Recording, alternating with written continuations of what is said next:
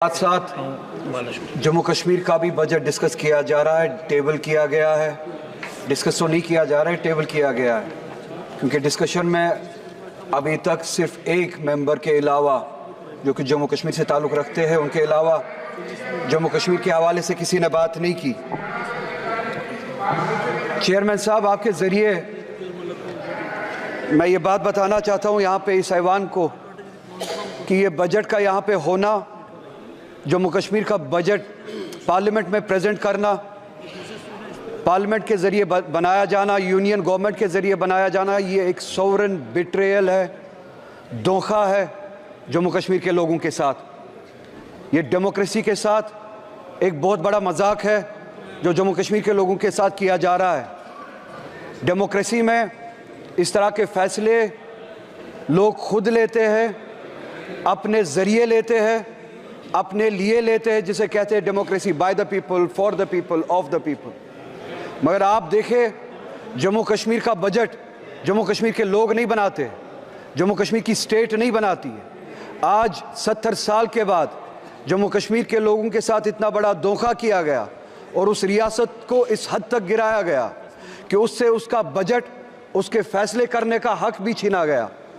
उन वादों के प्रिंसिपल्स के बरक्स, जिन प्रिंसिपल्स के बुनियाद पे हमने इस यूनियन के साथ एक्सेशन किया था कि हम अपने फैसले खुद लेंगे, ये स्टेट, जम्मू कश्मीर की स्टेट अपने फैसले खुद लेंगे, अपना रास्ता खुद बनाएगी, और वो इख्तियार और वो पावर इस यूनियन के कॉन्स्टिट्यूशन ने हमें दिया था।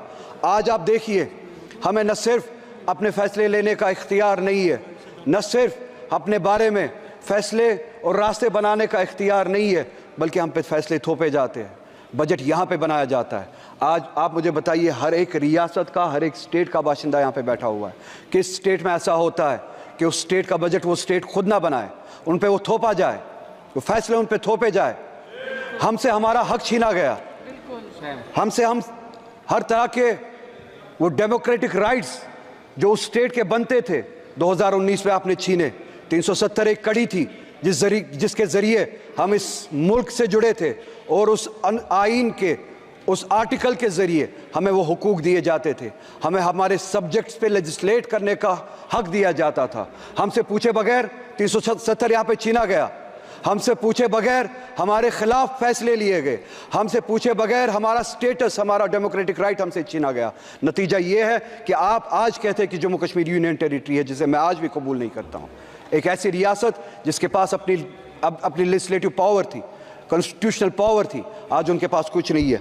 नतीजा ये निकला कि बजट यहाँ पे बनाया जाता है और उस बजट में मजाक किया जाता है जम्मू कश्मीर के लोगों के साथ। एम्प्लॉयमेंट के हवाले से आप देखिए, जम्मू कश्मीर की रियासत 2019 के बाद आज पहली बार 70 सालों में पहली बार अनएम्प्लॉयमेंट मुल्क में सबसे ज़्यादा है जम्मू कश्मीर है। इनके अपने आदाद शुमार पहले नंबर पे या दूसरे नंबर पे आज पहली बार, क्योंकि हमसे हमारे इख्तियारात छीने गए, डिसीजंस हम नहीं लेते, आपका वाइस रॉय वहाँ पे डिसीजन लेता है, जिसे आप LG कहते हैं। नतीजा ये निकला, अनएम्प्लॉयमेंट सबसे ज़्यादा है। अनएम्प्लॉयमेंट इतनी ज़्यादा है कि अब अगर लोग वहाँ पे अप्लाई करना भी चाहते हैं, आपके पास उतने रिसोर्सेज नहीं है, जगह नहीं है जिनके ज़रिए आप वो जो ज़रूरत है वो पूरा कर सके, वो एम्प्लॉयमेंट दे सके। एम्प्लॉयमेंट के हवाले से आप बहुत सारी लेवल्स पे जम्मू कश्मीर के लोगों के साथ जंगें लड़ रहे हैं।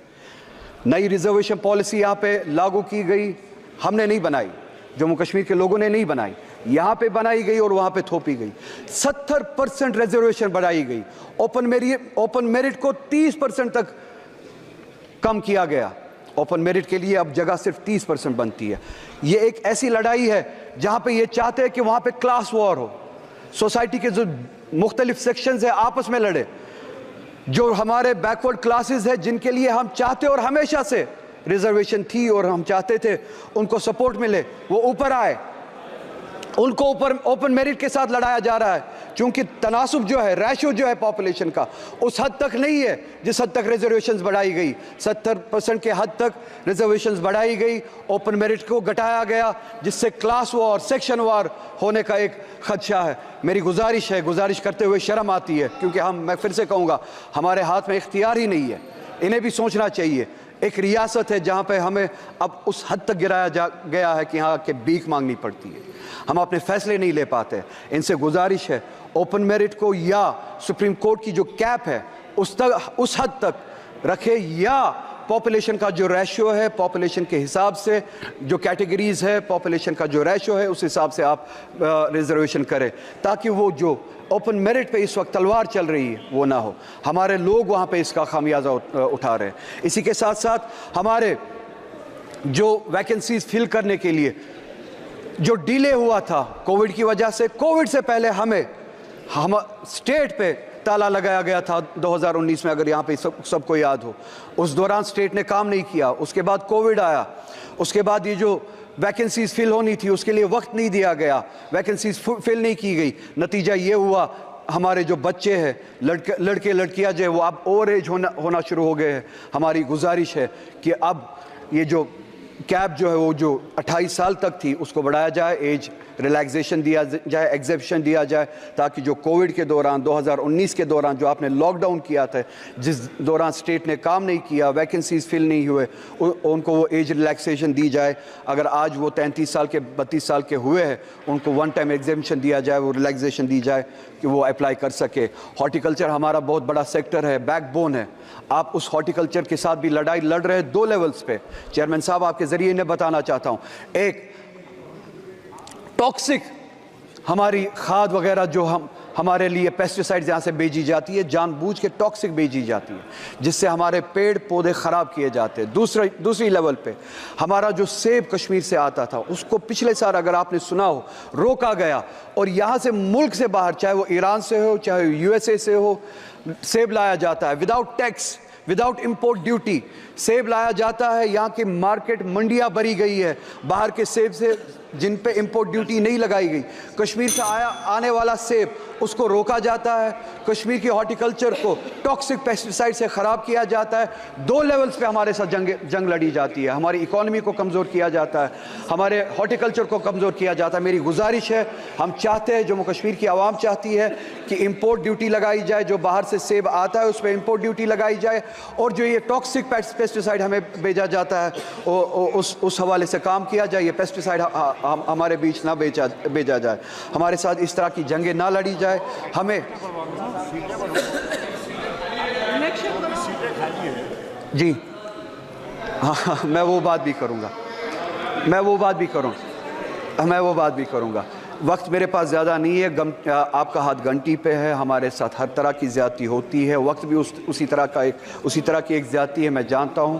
میں ایک بار نہ چاہتے ہوئے یہاں پہ دہرانا چاہتا ہوں، میں یہاں پہ الیکشن کی بھیک مانگنے کے لیے نہیں آیا ہوں، میں یہاں پہ اپنا سٹیٹس اور اپنا کنسٹیٹیوشنل رائٹ جو 370 کے ذریعے ہمیں دیا گیا تھا وہ مانگنے آیا ہوں۔ مگر جاتے جاتے یہاں پہ یہ اس وقت کی سپیچ کنکلیوڈ کرتے چیئرمین صاحب آپ کے ذریعے پورے ملک کو یاد دلانا چاہتا ہوں کہ سپریم کورٹ نے اس گورنمنٹ کو ڈائریکشن دی تھی کہ سپٹمبر تک وہاں پہ ڈیموکریٹک گورنمنٹ قائم کی جائے۔